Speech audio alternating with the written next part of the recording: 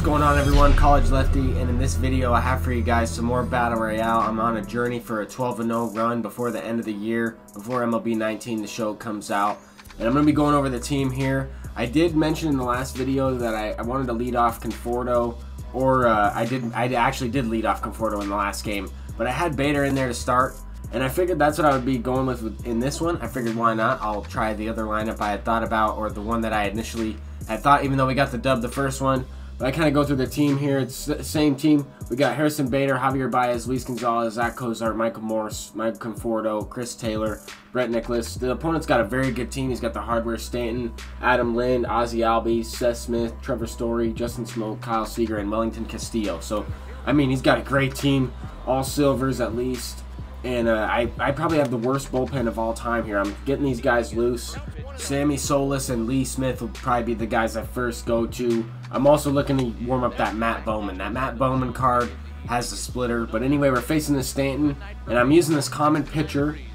I'm unable to locate with them. I'm having a tough time here locating with these common guys. I always do in Battle Royale. I usually give up a home run the first at bat, and I threw him a changeup right over the middle of the plate there on 3-0, and he swung at it. He hit it to left field there, just past the third baseman, and yeah, I was unable to make that play. So Adam Lind comes up, hits one to center field. Harrison Bader's gonna make that play there. He's got the speed to track it down. He's definitely got a good animation there as well. Ozzie Albies comes up here, and this guy's done well with this Ozzie Albies. I don't know how deep he is in this game, or how many times he's used this card, but 5 home runs and 444 average. I mean, if this dude doesn't own this card, he's hit a home run with him every time. That's kind of what I was thinking, but he rips one there, just out of his reach from a double play. That was close from Javier Baez. I don't know how he didn't make the play there. Second baseman, best second baseman in the game, can't even make the double play. It was a hit. It was a rocket though. Now this brings up Seth Smith, and this card's a very good card. He's got kind of a really good swing there, one-handed swing. I mean, I think he hits righties a lot better. So I had the lefty in there and Sammy Solis, and Harrison Bader makes the throw here, and the catcher Brett Nicholas, he just misses it. I don't know what happened there. He just completely folded, and he just missed that one. Anyway, next pitch, I threw a slider, early timing, right over the middle of the plate. Trevor Story rips one into the gap. That's going to give him another run. So probably not the best start. I was 1-0 with this team, and with the bullpen I have, I'm going to just try to lock it down. I don't really know if that's possible. But facing Justin Smoke here, I have Lee Smith in. I'm going with the cutter inside, 2 outs in the inning, and he popped it up there to first base. Michael Morse is going to make that play. Luckily, I was able to only give up 2 there. I mean, it would have been better to just give up the 1 and keep Trevor Story off the bases. I brought in the righty, Lee Smith, to face him, and then threw a pitch right over the middle of the plate. But then I hit a rocket with Harrison Bader. I'm looking to get some runs back here in the first inning, at least chip away, get 1 run. But this team definitely can do some damage. If I'm able to hit with these right-handed hitters, then I'm going to do some damage. I don't really have that many lefties that have a lot of pop. I only have Conforto, and Luis Gonzalez doesn't really have that much pop either. I think Conforto might even have more power than him. But here I have Baez. I kind of took a frustration swing there, and he really hit the heck out of that one. I mean, tapped it right in front of the catcher. But now I got Luis Gonzalez up. I finally took a pitch there in the inning.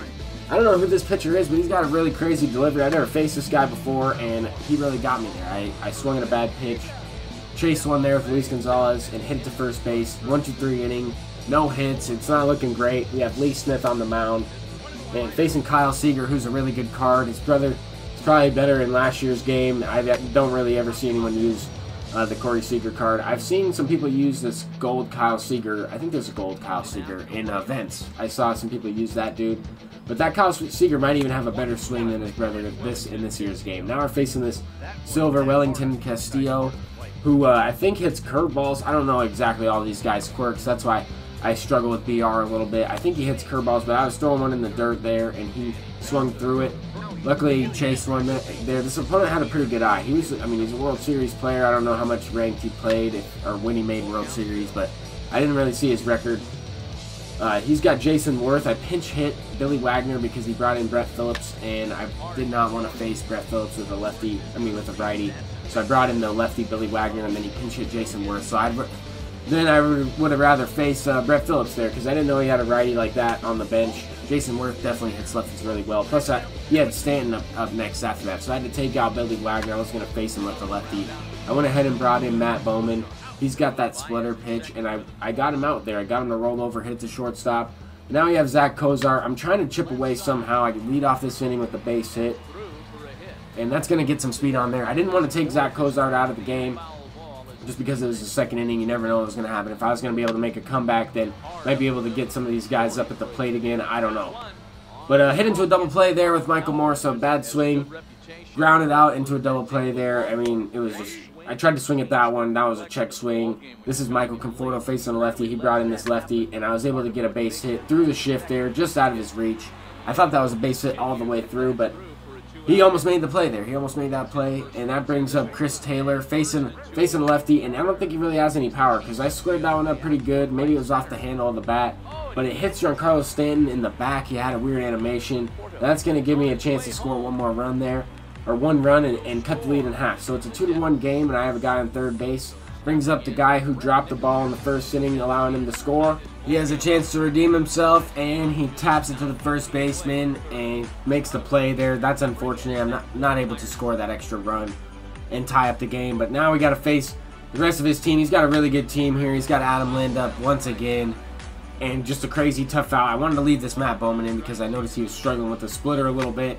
There I went with the slider just because he was fouling off a bunch of pitches. Got the first out of the inning. Brings up the Ozzie Albies card. He did have the diamond version. And I was able to get in on his hands there. Threw like one fastball to this dude. Only a couple fastballs to him. And he was late on that one. Good thing because he was crushing the ball with that card.